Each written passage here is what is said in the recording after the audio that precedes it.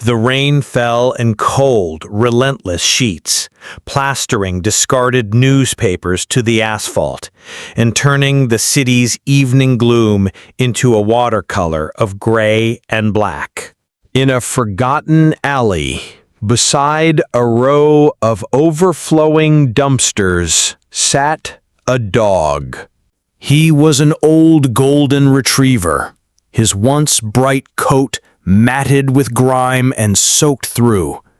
But it wasn't his shivering that caught the eye. It was his posture, a silent, unmoving sentinel beside a battered, old-fashioned suitcase. Cars rushed by on the main street, their headlights cutting briefly through the downpour, but no one saw him. No one cared.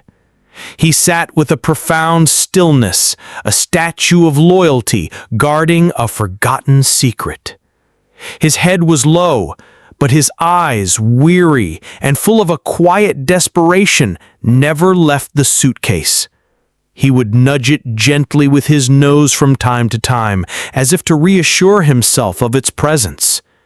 That's when Sarah saw him.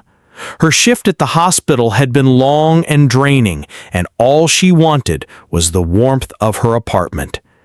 But as she made the turn onto her street, her headlights swept across the alley, illuminating the scene for a split second. The dog, the rain, the suitcase. It was a painting of pure despair. She couldn't drive on. Pulling over, she grabbed an old umbrella from the back seat and stepped out into the biting wind. As she approached, the dog's ears flattened. A low growl rumbled in his chest, a weak but determined warning. He wasn't afraid of her. He was afraid for the suitcase. "Hey, boy," Sarah whispered, her voice gentle. "It's okay. I'm not going to hurt you." She stopped a few feet away, making herself small and unthreatening. She didn't try to touch him or the case. She just sat on her heels in the rain, sharing the misery. Minutes stretched into what felt like an hour. The dog's growling subsided, replaced by a quiet whine. He seemed to understand she wasn't a threat. With a slow, pained movement, he nudged the suitcase toward her. Just an inch. It was an invitation. With her heart pounding, Sarah reached for the two tarnished brass latches.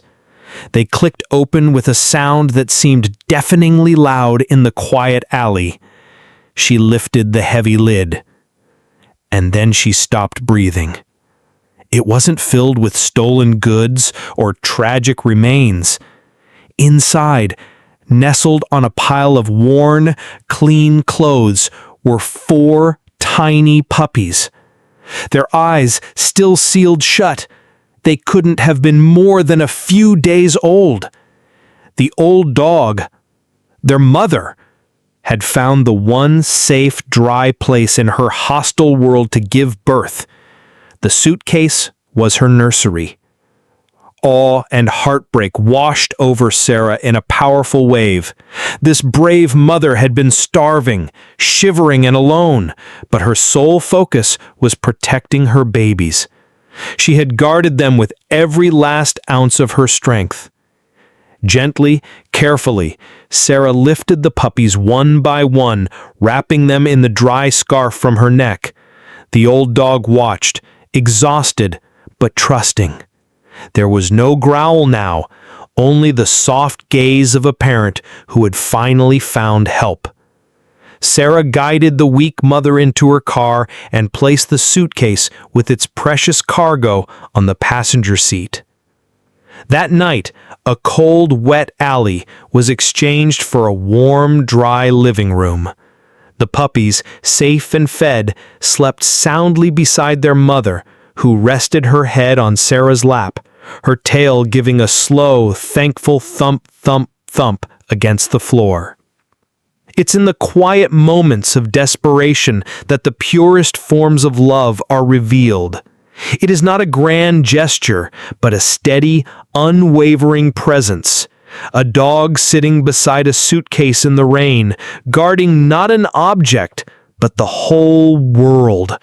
It was a testament to a love that asks for nothing, but gives everything. A silent promise that even in the darkest storms, hope is waiting to be found.